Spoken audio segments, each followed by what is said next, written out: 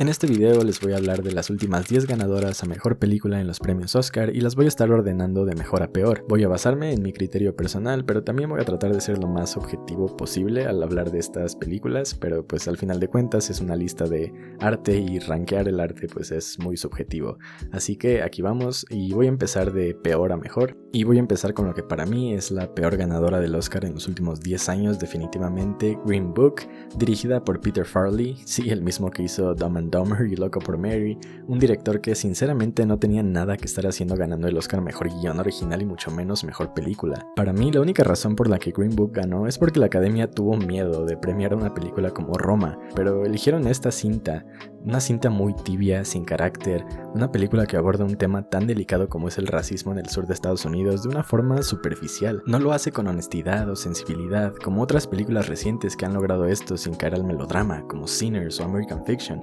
No, Green Book es una historia que simplemente no se siente genuina. Y esto a pesar de contar una historia real, la historia de Don Shirley, un pianista, y su chofer Tony Lip en una gira por el sur durante la segregación de Estados Unidos, pero lo hace de una forma que resulta francamente bizarra. Vemos cómo el personaje de Viggo Mortensen literalmente le enseña a ser negro al personaje de Mahershala Ali. En esencia es un road trip movie que pudo haber sido mucho más madura, más honesta, más comprometida con el tema que aborda, pero termina siendo una película falsa, plástica, diseñada para ganar premios, y lo peor es que lo logró. Incluso fue tan deficiente como una biopic que la familia real de Don Shirley se quejó públicamente ante la Academia por cómo distorsionaron su carácter y su historia. Green Book fracasa en todo lo que intenta hacer, transmite mal su mensaje y banaliza una historia real y compleja para crear una cinta a medias, una cinta complaciente. Para mí ese día el cine definitivamente perdió y es la peor película que ha ganado mejor película en los últimos 10 años y una de las peores que han ganado en toda la historia de la ceremonia. Y seguimos con Coda, una película que no me molesta tanto como Green Book definitivamente, pero también me parece bastante mediocre para haber ganado el Oscar a mejor película. Para empezar, es un remake de una cinta francesa y sinceramente no recuerdo la última vez que la Academia le otorgó su máximo premio a un refrito. Aquí la historia gira en torno a una familia sorda, donde la única oyente es la hija, quien quiere ser cantante.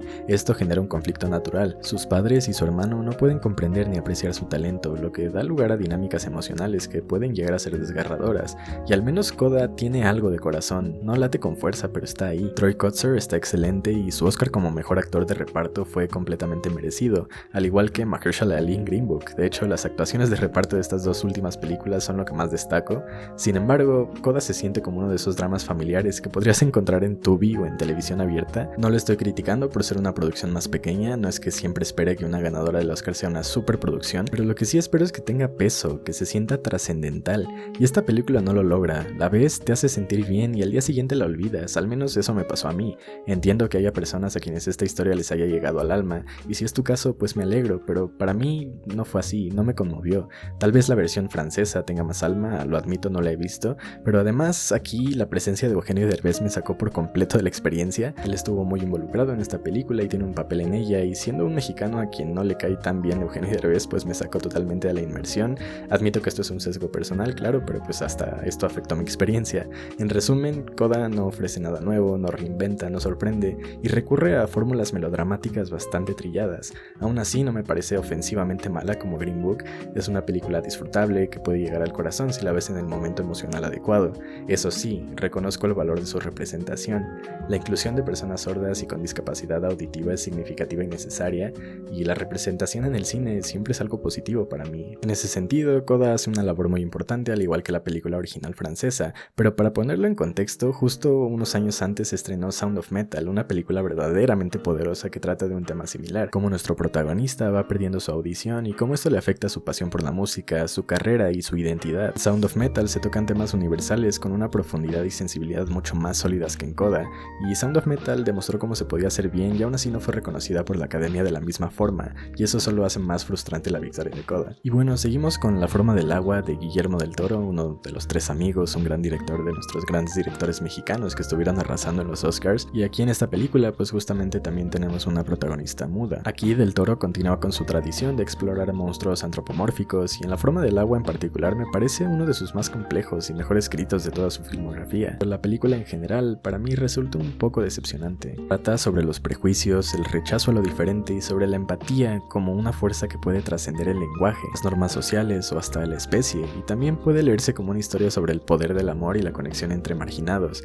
Ella, una mujer invisible para la sociedad, condenada al silencio, y él, una criatura completamente ajena al mundo humano, encerrado y tratado como un objeto. Esto es una fábula romántica, con este cine de realismo mágico que tiene Del Toro, y también tiene un fuerte subtexto político y social, ambientado en la Guerra Fría, un periodo donde estaba el miedo al máximo, al otro lado. Dicho esto, esta película también encaja con lo que dije sobre Coda. Si la ves en el estado emocional correcto, puede llegarte profundamente, pero su mensaje, aunque bien ejecutado, no es nuevo, lo hemos visto en muchas otras películas. Eso sí, la escena final bajo el agua es visualmente brillante, y en general todo el aspecto visual de esta película es precioso. Los efectos del monstruo, al ser prácticos, le dan una presencia física muy efectiva, y la actuación de Sally Hawkins también es sobresaliente. Pero más allá de eso, la historia es buena, disfrutable, pero no es una película que te vuele la cabeza. Y ojo, no estoy diciendo que una película te tenga que volar la cabeza para ganar mejor película, pero también es una de mis críticas más fuertes a la siguiente película, Nomadland, de Chloe Zhao, una película que representa perfectamente estas propuestas de fuego lento, introspectivas y sutiles, que encuentran a veces reconocimiento en los premios Oscar. Este tipo de películas, si bien hechas, a mí me fascinan. De mis películas favoritas son películas de fuego lento también, pero Nomadland pues sí le tengo mis críticas. Es una película que mezcla el estilo documental con la ficción, sigue a Frances McDormand interpretando a una mujer que se une a una comunidad real de nómadas modernos en Estados Unidos, personas marginadas, sin hogar, que viajan en casas rodantes de un trabajo precario a otro para sobrevivir. La gran mayoría de los personajes secundarios en esta película no son actores, sino personas reales interpretándose a sí mismas, y la película a veces logra retratar los lazos humanos genuinos y conmovedores dentro de esta comunidad. Visualmente también es espectacular, con una cinematografía preciosa que retrata la inmensidad del paisaje americano con una sensibilidad muy cuidada, y la dirección de Chloe Zhao también es muy sutil, discreta pero efectiva. Le valió el Oscar a Mejor Dirección, y Frances McDormand también se lleva su tercer Oscar como Mejor Actriz por una actuación contenida pero poderosa. Pero a pesar de sus virtudes, mi crítica más grande a esta película es que no hace una crítica real de nada. Trata de un tema tan complejo como la pobreza y el abandono institucional de manera tibia, sin morder, sin posicionarse, sin denunciar. Lo que pudo haber sido una muy buena crítica social termina siendo algo más cercano al misery porn. Para los que no sepan qué significa, aquí les dejo rápido el significado. Ahora bien, si la tomamos simplemente como un retrato humano sin intención de crítica, entonces pues también tiene valor. Visibilizar a estas comunidades que muchas veces se sienten invisibles ya es un acto importante. Eso es más de lo que muchas otras películas hacen. Finalmente hay que recordar que esta fue la gran ganadora de los Oscars en la pandemia, una época extraña en Hollywood. Tal vez en otro año, con más competencia, Nomadland no habría ganado, pero pues lo hizo y eso no se lo quita a nadie. No la odié, no la detesté, pero al igual que en Green Book, me pareció una película sin columna vertebral en su mensaje. Y lo que dije ahora de Nomadland es totalmente lo opuesto en la siguiente película, que es Spotlight. Spotlight es una película con muchas agallas en su mensaje, con mucho valor, con un mensaje de denuncia poderoso. Trata sobre un equipo de reporteros en el Boston Globe que destapan el escándalo de abuso infantil por parte de los miembros de la Iglesia Católica en Estados Unidos principalmente, una red de pedofilia sistemática que fue encubierta durante décadas por la propia institución. Es una historia real y muy fuerte que ahora es más relevante que nunca. Exactamente una década después de que la película salió, vimos hace unos días cómo el Papa nuevo, León XIV, fue señalado por no actuar con contundencia contra abusadores dentro de su jurisdicción. Volviendo a la película, pues es un thriller periodístico, tenso, bien estructurado, emocionante y profundamente humano. No solo es buena por su tema, sino también por cómo está filmada, dirigida y actuada. Cada miembro del elenco hace un trabajo sobrio y efectivo, sin grandilocuencias, lo cual está bien para las actuaciones, pero termina siendo mi crítica más grande de esta película. Si no está más alta en esta lista es porque a veces, siendo honesto, se siente un poco autocomplaciente. Una película que sabe que está tocando un tema enorme y que se cree más importante de lo que realmente es en su ejecución la película. El mensaje de la historia es real y ya es lo suficientemente potente por sí solo, y la película no hace nada particularmente innovador en términos narrativos o visuales. A veces se percibe como una película hecha en un laboratorio diseñada para ganar premios, pues al final logró su cometido. Aún así, la película era necesaria, debía hacerse y lo hizo con respeto y contundencia. Obviamente el verdadero reconocimiento va para los periodistas que lograron destapar este horror en la vida real, pero pues la película cumple su función de denunciar y dar visibilidad a este tema. No me fascinó, pero pues para mí sí era un Oscar merecido ese año. Bueno, llegamos a un punto en la lista donde de verdad ahora empiezan las películas que yo amé, las películas que para mí 100% merecían su Oscar y películas que me marcaron de verdad. Seguimos con Moonlight, una película preciosa que todos todos recordarán por ese momento en los Oscars cuando anunciaron que era La La Land y luego Moonlight, pero bueno, no me voy a concentrar en ese fiasco ahora, pero lo que sí quiero decir es que para mí ambas películas merecían ese premio y eso fue lo hermoso de ese año, no importaba quién ganara, el premio se quedaba en buenas manos. Pero bueno, Moonlight es una película que me marcó profundamente, una película introspectiva, sutil, valiente y muy humana. Es una historia de coming of age, lo que significa que vemos al protagonista crecer a lo largo de la película en 3 etapas, como niño, adolescente y adulto, y a través de esas etapas lo vemos explorar y lidiar con su identidad, con su homosexualidad, con el entorno duro y hostil en el que le toca vivir. Es una película que está actuada de forma impecable, desde Mahershala Ali, que ganó el Oscar por su papel, hasta los 3 actores que interpretan al protagonista en sus distintas edades. Es una masterclass de actuación. De verdad, todo se siente tan contenido, íntimo y real. Y hablando de realismo, Moonlight se siente mucho más real que esas películas que intentan parecer documentales como Nomadland. Tiene una poesía visual impresionante, con imágenes que no solo son hermosas, sino que te abren un agujero en el pecho. Es esas películas que te rompen y luego te vuelven a armar, que te hacen llorar, pero al final te dejan con una esperanza cálida, porque su mensaje es profundamente humano, y eso es lo que la hace tan valiosa. No es una película espectacular en el sentido tradicional de tener efectos o escenas diseñadas para impresionarte.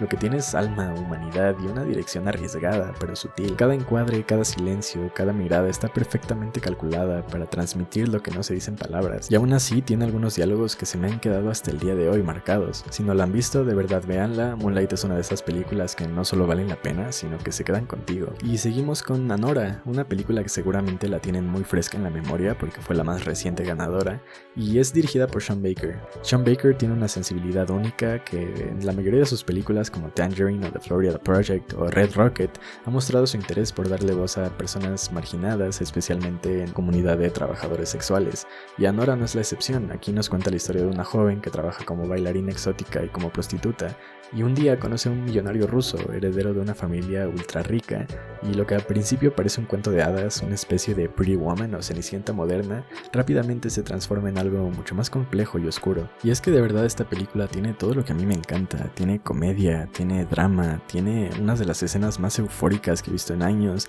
y de verdad esta es una película que va de los momentos más altos a los más bajos, de la risa al nudo en la garganta en cuestión de segundos. Yo me siento orgulloso de decir que fui parte de la Nora Hive desde el principio, antes de que ganara el Oscar. Siempre creí en esta película y en Mikey Madison, que aquí entrega una actuación espectacular de verdad, de estas actuaciones que cargan con una película por completo. La dirección y el guión de Sean Baker también están afinados a la perfección y todo culmina en ese último momento dentro del coche de Igor, que para mí es uno de los mejores finales que he visto en años, de estos que te dejan pensando por días, que no te salen de la cabeza. Para mí, Anora realmente merecía ganar el Oscar, y Mikey también, aunque muchos no la vieran venir o no la supieran valorar en su momento. Yo estoy seguro que el tiempo va a tratar muy bien a Anora, como suele pasar con las grandes películas, así que de verdad denle una oportunidad si no lo han hecho, les aseguro que no se van a arrepentir. Y ahora llegamos a mi podio. El tercer lugar, el bronce en esta lista, es Everything Everywhere All at Once, o en español Todo en Todas Partes al mismo tiempo. Esta película, como me encanta de verdad, es una película que mezcla de todo: acción, comedia, drama, ciencia ficción, artes marciales, todo lo que se te ocurra está en esta película, y de verdad lo hace con una soltura fantástica. Es una cornucopia de géneros, un caos visual y narrativo, pero un caos brillantemente orquestado. Usa el concepto del multiverso, pero no como un truco narrativo vacío o barato, sino como una herramienta poderosa para explorar los rincones más brillantes y coloridos del universo, pero también lo más íntimo, lo más emocional, que es la relación entre una madre y una hija. Este es el corazón de esta película, una historia preciosa sobre la familia, sobre el amor, sobre las expectativas, las decepciones y sobre el perdón. Es una película que, aunque por fuera parezca una locura psicodélica con dedos de salchicha y rocas que hablan, por dentro es más romántica que una película de romance, más divertida que una comedia, más emotiva que un drama y más emocionante que cualquier película de acción. Sí, puede parecer abrumadora por momentos porque te lanza de todo, literal todo en todas partes al mismo tiempo, pero aún así logra aterrizar todo con una elegancia emocional impresionante. Es una película que no se le va de las manos, que sabe exactamente qué está haciendo y te lleva a ese clímax emocional de una manera que yo todavía no supero. Todas las actuaciones son increíbles, sí, incluso la de Jamie Lee Curtis, que aunque lo admito, ese Oscar no era para ella. Había por lo menos 3 actrices que lo merecían antes, incluida Stephanie Hsu, que está espectacular aquí, interpretando a la hija de Michelle Yeoh y Ke Huy Quan, que los 3 son fantásticos. De verdad nada me hubiera gustado más que ver a los 3 cargar esa estatuilla, pero solo Michelle Yeoh y Ke Huy Quan se la llevaron. Pero bueno, la película tiene frases icónicas, escenas que ya son historia del cine moderno, ese clímax emocional, como les digo, te agarra el alma y no te la suelta. Es de esas escenas que te cambian. A mí me marcó profundamente y sigo pensando en ella años después. También esta película generó uno de mis reviews favoritos de Letterboxd, que es el de por favor disfruten esta película antes de que Twitter les diga que está sobrevalorada, y no pudo haber sido más acertado, porque sí, después de ganar el Oscar muchos empezaron con que no era para tanto, que no lo entendieron, que salieron decepcionados, pero la verdad yo no entiendo a esas personas. Esta película me dio todo lo que necesitaba en esta vida. Fue una sorpresa que ganara el Oscar y de la forma en que ganó arrasó, pero pues fue una de esas sorpresas felices, necesarias, que te hacen creer un poco más en la academia. Una película totalmente merecedora de todos sus premios y una película que yo personalmente siempre voy a atesorar. También rápidamente solo quiero mencionar que es impresionante ver cómo lograron hacer esta película en esas condiciones tan difíciles por la pandemia. Los artistas de efectos visuales estaban trabajando en Zoom literalmente. Esta película es un milagro verdadero. Y bueno, llegamos a la plata, al segundo lugar de esta lista, y es Oppenheimer. Una película que no solo fue un fenómeno cinematográfico, sino también un fenómeno cultural y social, gracias a ese movimiento inesperado que fue Barbenheimer, pero seamos honestos, por más divertido que fuera ese contraste, pues Oppenheimer fue sin lugar a dudas la mejor de las dos y la academia estuvo de acuerdo, premiándola con mejor película en una barrida total ese año, una de las victorias más dominantes que recuerdo, y merecidísimo la verdad. Es una película dirigida por Christopher Nolan, un director al que antes de esta nunca había reconocido la academia, pero aquí fue difícil de ignorar. Yo a veces tengo críticas para las películas de Nolan, pero aquí está en su forma más pura, más impecable, entregando lo que para mí es una nueva épica cinematográfica, una mezcla entre drama político, tragedia histórica y reflexión existencial. La película cuenta la historia de J. Robert Oppenheimer desde sus años como estudiante hasta convertirse en el llamado Prometeo americano, el creador de la bomba atómica. Pero más allá de contarnos los hechos, Nolan entra de lleno en la mente de este hombre, en sus contradicciones, en su culpa y su legado, en cómo lidia con todo lo que desató. Y sí, esto pudo haber sido una biopic más del montón, genérica y aburrida, tipo de estas que salen cada año y se llevan nominaciones solo porque están bien producidas y tienen a un personaje real. No sé, pienso en la de Darkest Tower, de Gary Oldman como Churchill, o en Vice, la de Christian Bale, películas correctas pero sin alma.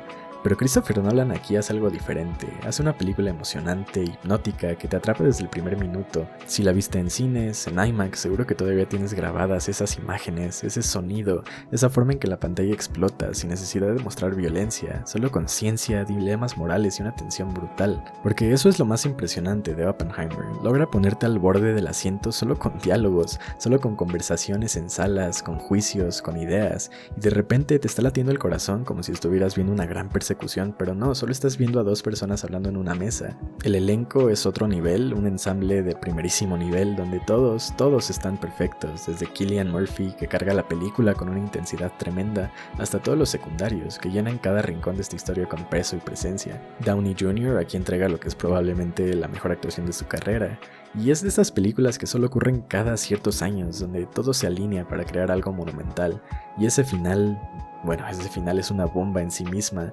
Ese mensaje final, esa última escena me sigue persiguiendo hasta el día de hoy, porque no solo es una película que te informe, sino te deja pensando, te confronta, pide algo de ti, lo que hacen las mejores películas. Te recuerda que no importa la herramienta que crees, sino lo que la humanidad decide hacer con ella.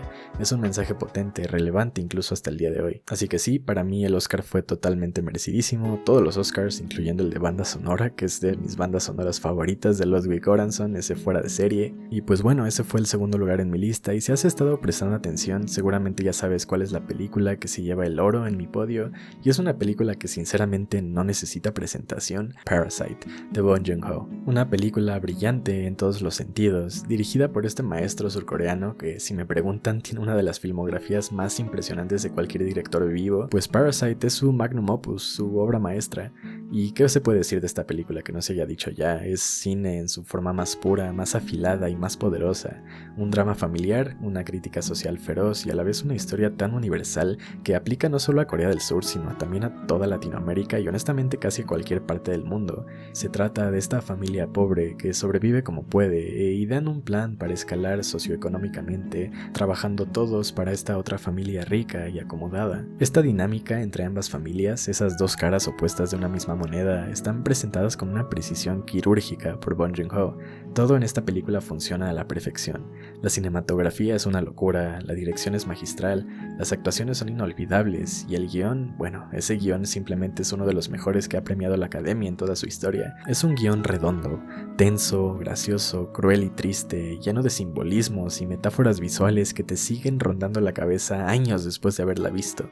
Y lo más impresionante es que en un año donde nadie lo veía venir, la Academia hizo lo impensable, darle el premio a la mejor película del año a una película que no está en inglés, algo que nunca había pasado antes, que debió pasar muchas veces y que desde entonces sigue sin repetirse, porque sí, pudo haber sido Roma, pero pues Green Book sucedió, y en cambio Parasite sí se llevó la gloria.